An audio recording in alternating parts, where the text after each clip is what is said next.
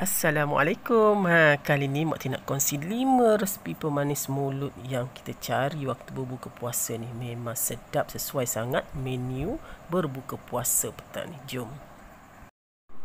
Menu pertama iaitu biji nangka ataupun pengat butir nangka. Sesuai sangat untuk menu berbuka puasa atau majlis keramaian atau pemanis mulut lah. Kan kita dah dekat nak puasa ni kan, mesti ada tercari-cari menu untuk berbuka. Jadi sesuai sangat lah menu pengat biji nangka ni atau butir nangka ni dijadikan menu berbuka puasa. Tak semestinya berbuka puasa. Hari-hari biasa pun boleh, tak ada masalah. Jom kita intai bahan-bahannya.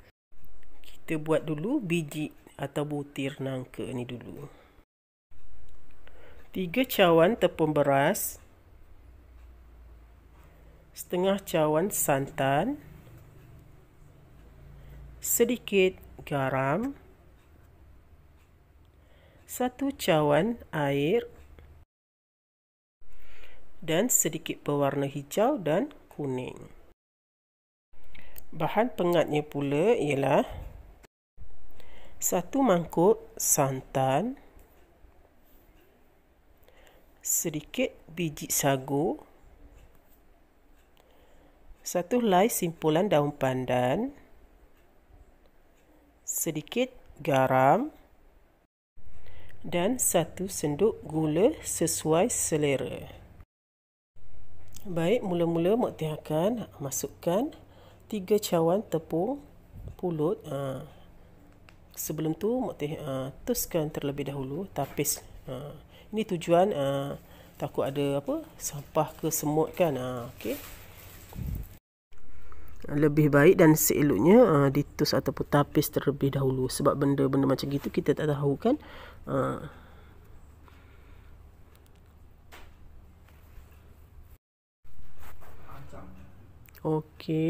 Ni dah cawan yang ketiga. Maknanya 3 cawan tepung pulut. Ni sebenarnya Mak Tin lebihkan. Sedikit lagi tu Mak Tin ada buat kuih kuih lain lah sebelum ni. Cuma Mak Tin guna sedikit. Tapi tak apa, jika anda nak buat sikit, anda kurangkanlah adunan yang Mak Tin buat ni. Lepas tu Mak Tin akan masukkan setengah cawan santan. Ni santan lah. Masukkan dalam adunan tu. Lepas tu masukkan sedikit garam. Kacau-kacau sebatikan. Dalam cawan yang sama masukkan 1 cawan air ya.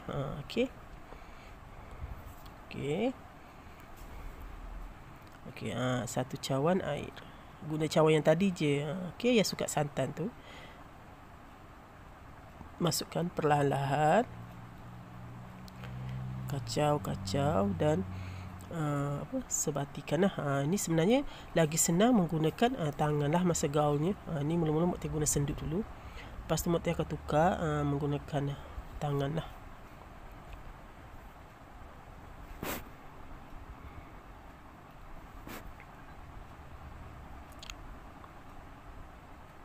Mak Tin menggunakan tangan lagi senang sebenarnya.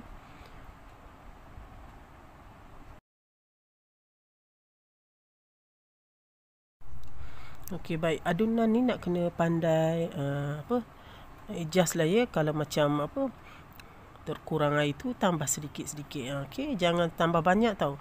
Cuma basuhkan tangan kita tu, kita kepal-kepal macam tu. Kalau macam terkurang air, jangan campur air. Cuma basuhkan tangan, gaul-gaul dan kepal-kepal macam Mak Tin buat dalam video tu lah. Salah satu tip juga, kalau macam terkurang macam terkurang air, jangan campur dengan air yang banyak.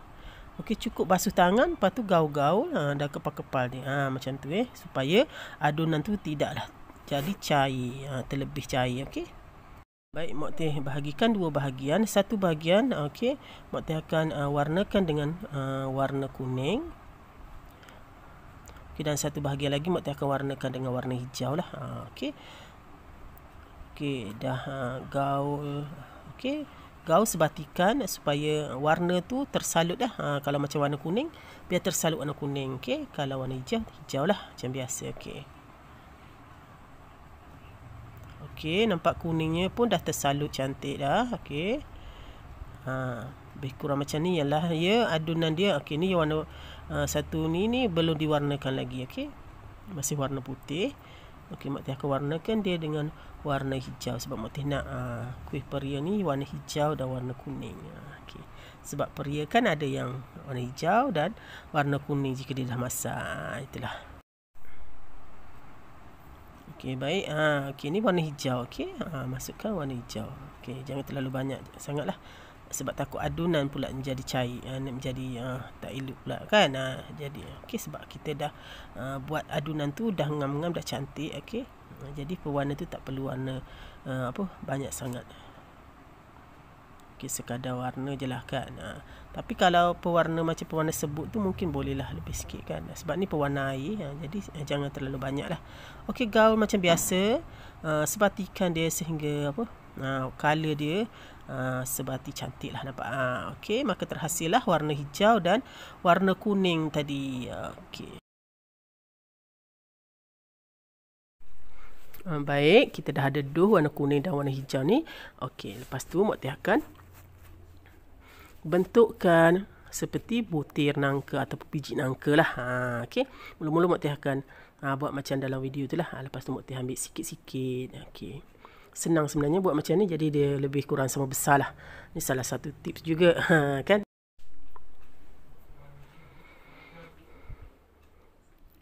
Okey, setelah tu bulat-bulatkan macam biasa. Lepas tu bulat, lepas tu buat macam ni. Okey, dalam video tu. Okey, jadi dia jadi bujur lah. Mula-mula bulat, lepas tu gelikkan dia macam tu. Okey, cantik kan? Macam biji nangka lah kan, butir nangka. Okey, itulah dinamakan kuih ni, kuih biji nangka ataupun pengat biji nangka ataupun pengat butir nangka. Macam gitulah. Kalau di sebelah pantai timur macam Terengganu, Kelantan dipanggil butir lah, butir nangka. Mungkin sebelah luar ni dipanggil biji nangka. Sebenarnya sama je maksudnya. Okey, cuma tempat saja, panggilan satu tempat tu berbeza lah. Lebih kurang macam tu lah. Okey, nampak tak? Seperti biji nangka. Okey, itu yang kuning lebih kurang. Ini yang hijau pula. Okey, sama juga macam proses yang Mak Teh tunjuk tadi. Okey, ambil sedikit-sedikit tu, nanti bentuk bulat-bulat, lepas tu lepirkan dia macam bentuk lonjongkan dia lah, macam bentuk biji nangka tu. Senang je sebenarnya. Okey. Okey, nampak bulat dulu, lepas tu buat macam tu. Nampak kan? Comel kan? Dia terbentuk comel lah, macam biji nangka kuning dan hijau. Okey, kalau anda tak ada pewarna, nak buat warna putih pun cantik juga sebenarnya, putih dan kuning ataupun putih dan hijau, sesuai selera lah. Sebab Mak Teh memang dah ada color ni, jadi Mak Teh guna color ni je. Sebenarnya pelbagai merah kan boleh je, yang penting dia nampak menarik lah. Nampak tak? Sambil borak-borak dah hampir siap dah. Kan? Sebenarnya kuih biji nangka ataupun butir nangka ni, pengat biji nangka ni, sebenarnya kalau di pantai timur memang selalu ada lah kalau time bulan puasa. Itulah. Okey, nampak? Inilah hasilnya. Dah hampir siap ke semuanya. Mak Teh dah gentil tu. Gentil petang ni. Itulah. Lepas tu Mak Teh akan panaskan air dan rebuslah sehingga dia timbul. Macam kita buat undi-undi tu, lebih kurang macam gitu je sebenarnya. Seronok pula kan berbual petang-petang ni sambil gentil biji nangka ni. Ayat gentil tu lucu kan. Itulah.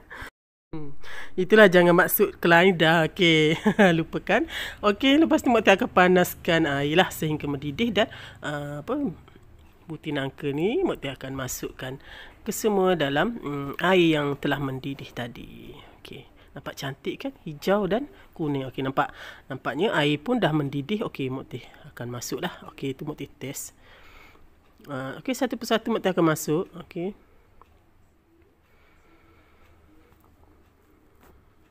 Nanti apabila dia dah timbul, boleh angkatlah. Okey, ni dah ke semua Mak Teh masuk ni. Okey, lepas tu nampak tak?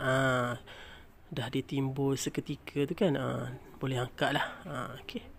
Yang penting dia dah masak dalam tu. Okey. Slowkan api, boleh angkat. Okey, sebenarnya ini lebihan Mak Teh buat kuih peria semalam tu. Mak Teh guna buat sedikit Mak Teh guna buat untuk biji nangka ni lah. Okey, pengat biji nangka ni. Tu adunannya tu Mak Teh lebihkan. Tu Mak Teh cakap tadi, kalau anda nak kurangkan, nak buat sikit, kurangkanlah adunan yang Mak Teh nyatakan sebelumnya tadi. Okey, Mak Teh harap anda faham. Okey, lepas tu macam biasa toskan. Okey, masukkan dalam bekas. Masuk dalam mangkuk lah. Okey, baik.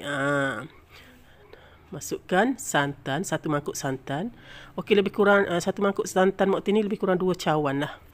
2 cawan santan ya, lebih kurang macam itulah 1 mangkuk. Sebab mangkuk Mak Teh ni besar, sebenarnya mangkuk yang sedang-sedang itulah. Sukatannya lebih kurang 2 cawan gitulah lebih kurang. Ni Mak Teh guna santan segar ya. Nampak tak, dia ada macam pati hitam tu kan. Mak Teh tak gunalah yang tu, keluarkan. Kalau santan segar memang dia ada pati dia macam itulah, tapi tak ambil lah kan, ambil yang putih saja. Okey, lepas tu biji sagu. Okey, Mak Teh basuh terlebih dahulu biji sagu tu. Okey, lepas tu Mak Teh akan masuk campurkan dalam santan tadi. Okey, santan yang kita dah masukkan dalam periuk tu lah. Okey, lepas tu jangan lupa simpulan daun pandan. Okey, daun pandan tu pastikan dicarik-carikkan terlebih dahulu supaya aroma pandan tu meresap. Sedap macam gitu. Memang sedap lah. Bawa aroma pandan tu yang menyedapkan. Lepas tu masukkan sedikit garam. Dan akhir sekali gula. Gula sesuai selera ni Mak Teh masuk 1 senduk. Okey, sesuai selera ya. Gula ni kalau nak kurangkan manis, kurangkan gulanya. Kalau nak lebihkanlah. Okey, ada setengah orang dia hanya letak gula macam Mak Teh buat ni, dan ada setengah orang juga dia suka letak gula Melaka. Sesuai lah. Pengat nak gula Melaka pun boleh, nak gula putih macam Mak Teh buat ni pun boleh. Sebenarnya kedua-duanya sedap. Itulah.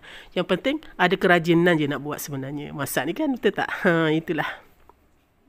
Okey, renekkan di atas api. Masa ni dah boleh buka api dan masukkan.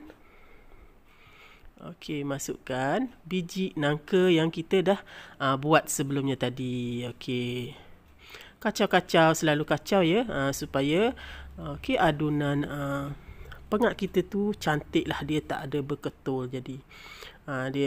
Jadi adunan tu memang cantik dan nampak macam sebati lah kan. Macam tu lah. Okey, dah kacau-kacau sehingga gula, garam semua tercampur dengan aroma pandan tu. Okey, dah mendidih sekejap tu, boleh tutup. Jangan mendidihnya lama ya, takut pecah minyak nanti. Berminyak pula kita punya pengat biji nangka ni. Maka terhasillah pengat biji nangka ni dan boleh dihidangkan. Okey, Mak Teh rasa senang sangat buat ni kan. Sebenarnya masak tu senang, tak susah pun. Okey, boleh dihidangkan. Pemanis mulut kedua iaitu pemanis mulut sagu gula merah. Okey, boleh juga dipanggil sagu gula Melaka. Itulah. Sebenarnya pemanis mulut ni sesuai sangat untuk menu berbuka puasa ataupun majlis tertentulah. Okey, dan kita sekarang ni kan menyambut Ramadan, jadi sesuai sangatlah menu pemanis mulut macam ni disediakan.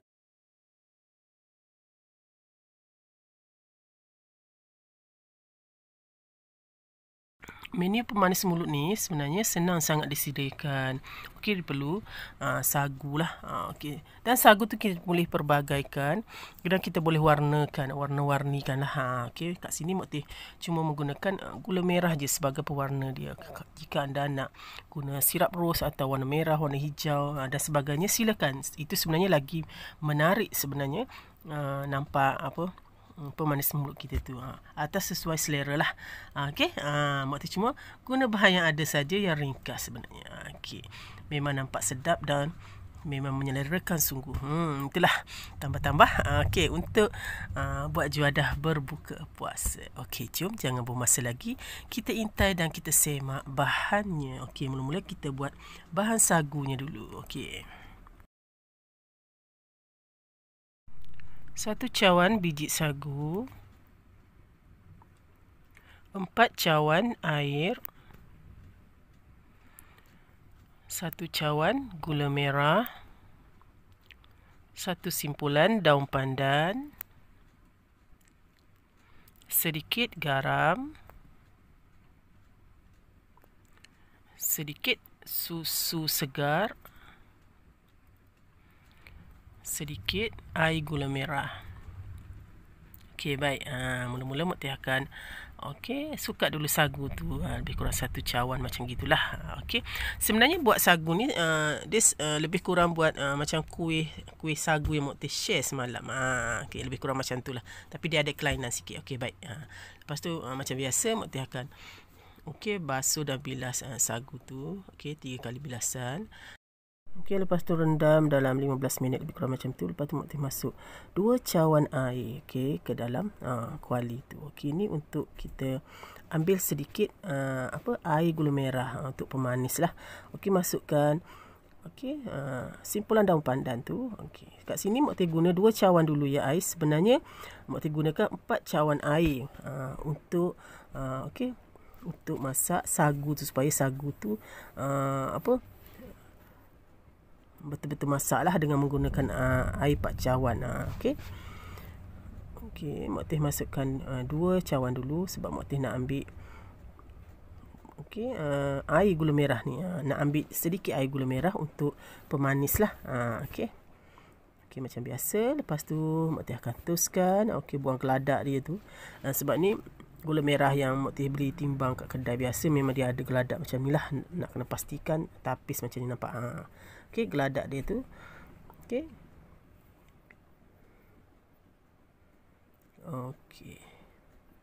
Lepas tu Mak Teh ambil sedikit air gula merah ni untuk pemanis dia. Dan Mak Teh tuangkan balik dalam kuali tu. Untuk masak sagu yang kita rendam tadi dalam 15 minit, 20 minit lebih kurang gitulah. Lepas tu Mak Teh akan tambahkan lagi air, 2 cawan air. Jadi semuanya 4 cawan lah. Kan? Sebab 2 cawan tadi tu sebab Mak Teh nak ambil sedikit untuk pemanis kan. Mak Teh harap anda faham. Mak Teh terangkan tu ya. Jadi 4 cawan lah. Sebab ni nak kena masak dia biar lembik sikit pun tak apa. Untuk hilangkan dia punya putih-putih tu. Kalau masak ni tak perlu kukus. Kalau macam Mak Teh masak semalam tu, untuk kuih tu perlu kukus lah. Sebab kuih tu tak sesuai kalau terlalu lembik. Kalau ni kita nak buat pemanis mulut tak apa. Jadi Mak Teh guna 4 cawan air. Tambah air lah macam biasa. Dia dah macam gini kan. Dia tak masak lagi sebab dia nampak lagi putih dia tu kan. Tambahkan lagi air dan renekkan lama sedikit lagi lah. Mak Teh harap anda faham.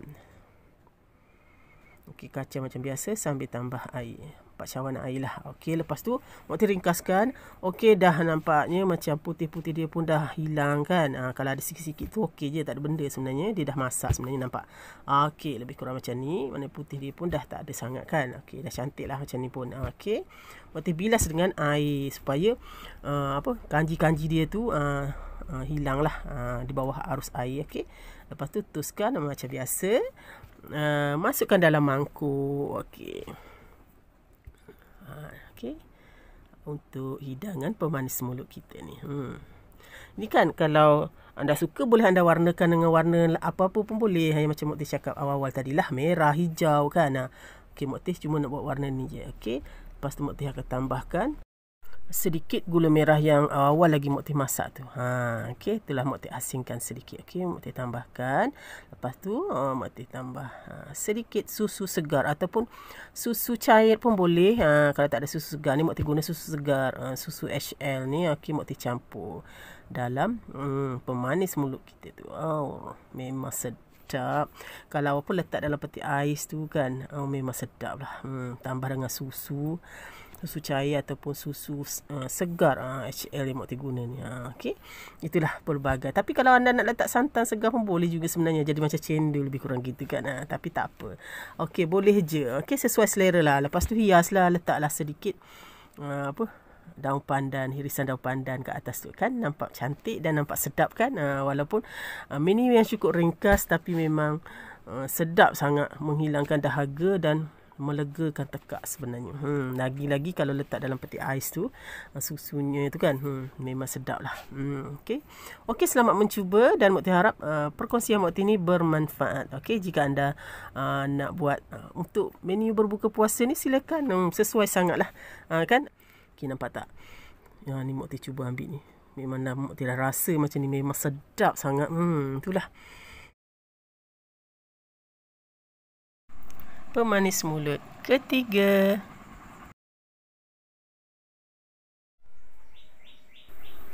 Pengat ubi kayu. Memang sedap. Menu berbuka memang terlajak sedap. Menu orang dulu-dulu ni memang sedap. Okey. Jom layan tengok macam mana Mak sediakan. Kita sediakan bahan-bahannya. Beberapa ketul ubi kayu, sedikit santan, 2 helai daun pandan disimpul,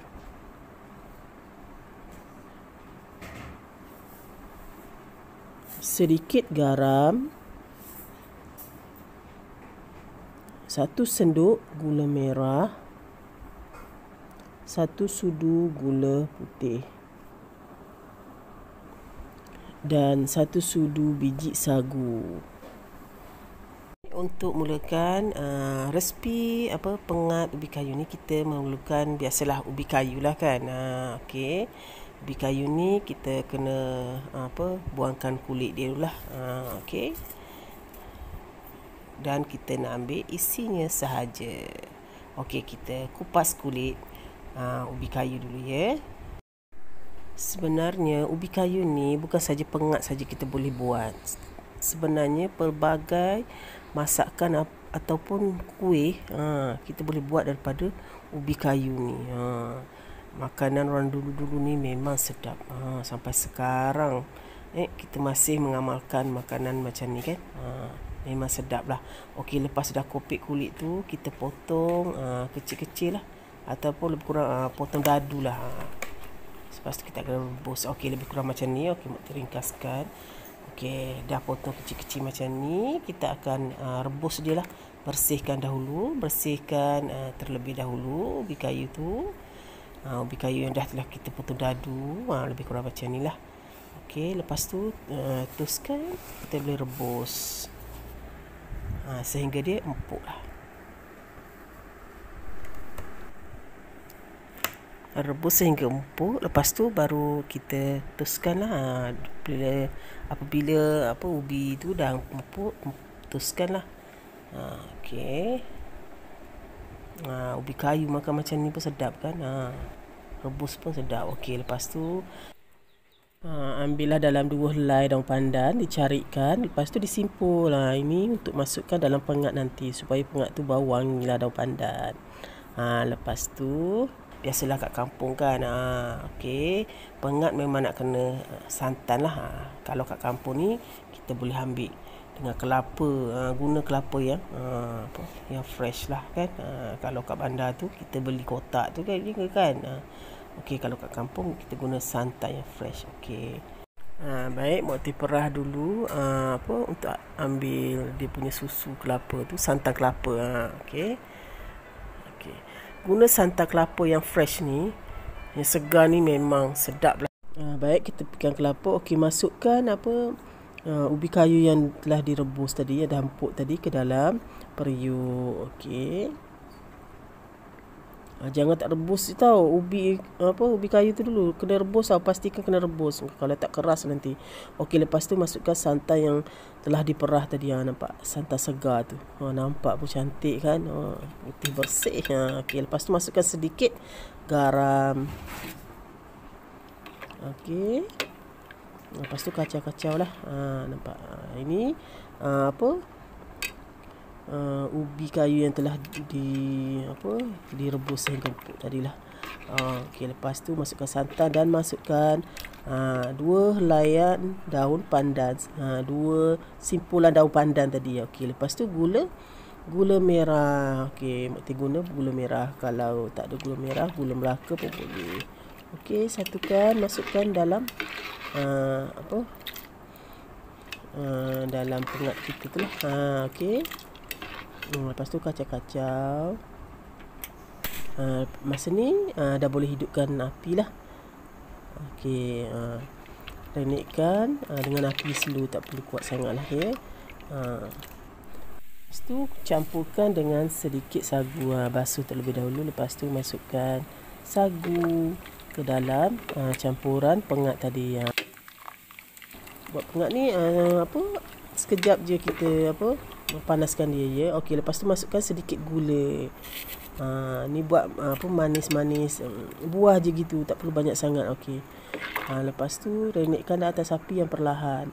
Buat pengat ni tak boleh mendidihnya tu lama sangat ya, sebab dah takut pecah minyak, tak sedap pula, berminyak pula kita punya pengat ni. Okey.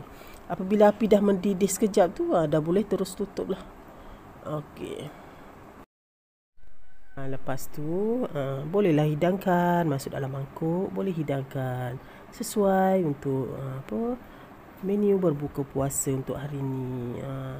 Dan kalau hari bukan puasa pun boleh je nak buat pengat ni kan, kalau terasa dan teringin nak makan. Betul tak? Itulah. Okey, alhamdulillah. Inilah dia pengat yang Mak Teh hasilkan untuk juadah menu berbuka puasa untuk hari. Pemanis mulut keempat, pengat pisang. Hai, Assalamualaikum. Berjumpa lagi bersama Mak Teh. Kali ni Mak Teh nak kongsi resipi pengat pisang tanduk. Memang sedap. Rasa lemak-lemak manis tu memang membangkitkan selera betul tau. Okey, apa kata jangan buang masa lagi. Jom kita intai Mak Teh sediakan pengat pisang yang cukup ringkas ni. Okey, tak kisahlah pisang apa, yang penting ada pisang. Tapi kali ni Mak Teh buat dengan pisang tanduk. Okey, jom. Okey, bahan-bahannya 3 biji pisang tanduk, 1 mangkuk santan, seeloknya yang pekat, 2 helai simpulan daun pandan, sedikit garam, 4 sudu gula sesuai selera. Okey, itulah bahan-bahan yang Mak Teh letak dalam pengat pisang tanduk ni. Mudah dan sedap. Okey, nampak ini adalah pisang tanduk, 3 biji pisang tanduk. Okey, 2 helai simpulan daun pandan tu Mak Teh akan campurkan sekali dah dalam santan tu. Okey. Okey, ni Mak Teh dah kopek. Sebelum tu Mak Teh kopek dulu pisangnya. Okey, macam ni lah. Okey, lepas tu Mak Teh akan potong. Okey, potong nipis-nipis. Macam tu lah. Tak nipis, tak tebal lah. Sedang-sedang. Okey, sesuai selera. Baik, mula-mula Mak Teh akan masukkan 1 mangkuk santan. Okey, santannya seeloknya kalau yang pekat sikit tu okey lah, jangan terlalu cair lah. Nanti tak kurang lemak. Okey, lepas tu Mak Teh akan masukkan 2 simpulan daun pandan. Okey, sedikit garam. Okey, lepas tu Mak Teh akan masukkan gula. Okey, gula ni sesuai selera ya, nak manis lebihkanlah. Okey, Mak Teh masukkan dalam lebih kurang 4 sudu je, lebih kurang macam tu lah, 4 ataupun 5 sudu pun boleh lah. Okey, sudu pun tak besar lah, sudu kecil. Okey, sebab Mak Teh nak manis-manis buah je. Okey, sebab pisang tu dah manis sebenarnya. Okey, jadi Mak Teh kurangkan gula, tapi sesuai selera anda lah. Okey, baik, lepas tu Mak Teh akan masukkan pisang yang telah dipotong. Okey, potongnya mengikut cita rasa anda lah, macam mana anda nak potong kan. Okey, lepas tu buka api, renikkan lah. Okey, sambil-sambil kacau okey, sebab takut dia berketul santan tu nanti kan tak cantik pula kuahnya. Okey, apinya seeloknya perlahan. Okey, mudah dan senang sangat buat pengat pisang ni. Tapi yang penting sedap lah. Itulah.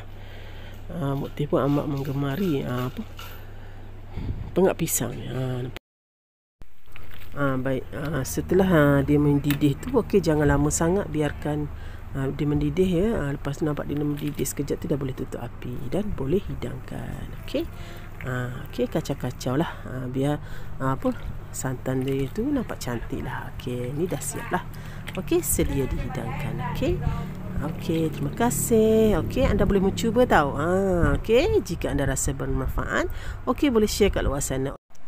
Dan yang kelima, jom. Bubur barley by Mokte. Sedap tau. Ini untuk pemanis mulut sesuai tau. Okey, nak tahu caranya? Sediakan bahan-bahan.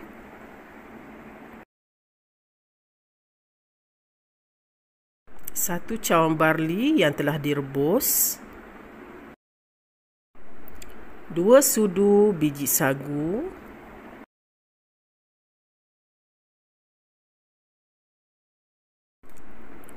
Sedikit garam. 2 helai daun pandan yang disimpul.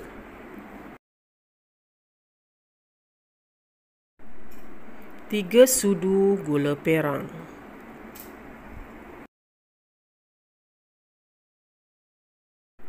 Dan 1 mangkuk santan. Okey, kita tengok proses macam mana Mokte sediakan. Okey, daun pandan, garam, biji sagu tadi ni basuhkan dan tuskan lah. Okey, barley ni rebus dulu, lepas tu tuskan. Okey.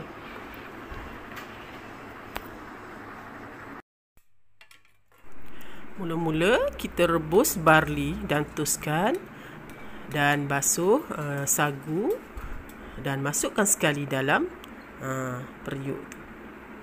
Satukan sagu dan barley tadi, rebusan barley, dan campurkan sedikit air. Okey, masukkan air, jangan terlalu banyak ya. Kita tengok paras tenggelam sagu dan barley tu je. Ini tujuan untuk lembutkan sagu tadi. Okey. Okey, lepas tu panaskan. Okey.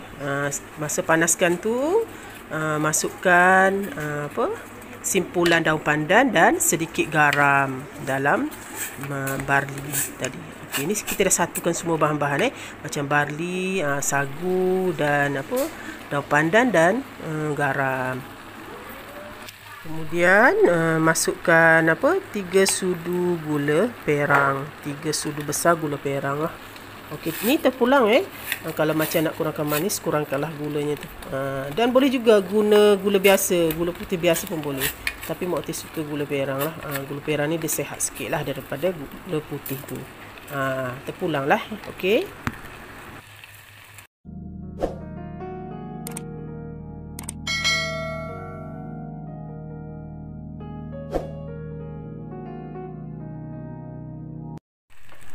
Okey, dah setelah mendidih, okey, boleh masukkan santan. Okey, 1 mangkuk santan pekat tadi.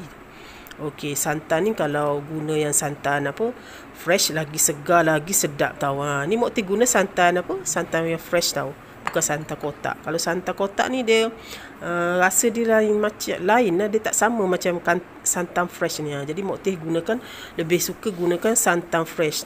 Okey, masukkan santan yang fresh tadi dalam bubur barley kita. Okey, ni santan pekat okey, masukkan. Ini kalau campur santan dia rasa lemak-lemak dia tu memang sedap lah. Lepas tu kacau. Okey, kacau sehingga sebati, biar tercampur semualah santan, gula, garam tadi, rasa daun pandan tadi, aroma daun pandan tu sedapnya bau. Ini masak dia jangan terlalu lama, okey. Takut nanti pecah pula minyak santan tu. Okey. Dia dah mendidih sekejap tu je dah boleh tutup api dan boleh hidangkan. Nampak? Okey, dah jadi dah. Okey, lepas tu boleh angkat. Okey, Mokte tuang dalam mangkuk. Tengok panas dah tu, memang sedap tau. Ini kan manisan ni kan boleh buat untuk menu berbuka puasa atau buat pemanis mulut tu sesuai tau. Kalau untuk berbuka puasa tu memang sesuai lah. Okey. Dan untuk jamuan-jamuan keramaian pun boleh buat bubur ni, sesuai sangat. Anak-anak pun suka, kita pun suka, betul tak? Okey, tapi jangan terlalulah makan manis ni. Kadang-kadang tu boleh lah, betul tak? Okey. Tada! Sudah jadi bubur barley by Mok Teh. Nampak? Okey, tengok ni. Okey. Nampak? Okey, Mok Teh fokus dekat-dekat ni. Nampak tak biji barley dan biji sagu tu, menyelerakan, sedap tau. Memang manis-manis, tak berapa manis sangat kan. Tu lagi sedap, kurangkan manis. Jangan terlalu manis lah. Ini okey lah dengan 3 sudu ni. Mok Teh rasa dah okey lah manisnya. Dah sesuai lah. Okey, selamat mencuba. Okey. Jika anda rasa resepi Mok Teh ni bermanfaat dan memberi ilham kepada anda, okey, silakan share kat luar sana biar ramai yang dapat manfaat dari resepi Mok Teh ni.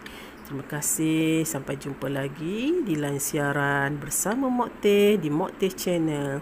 Assalamualaikum.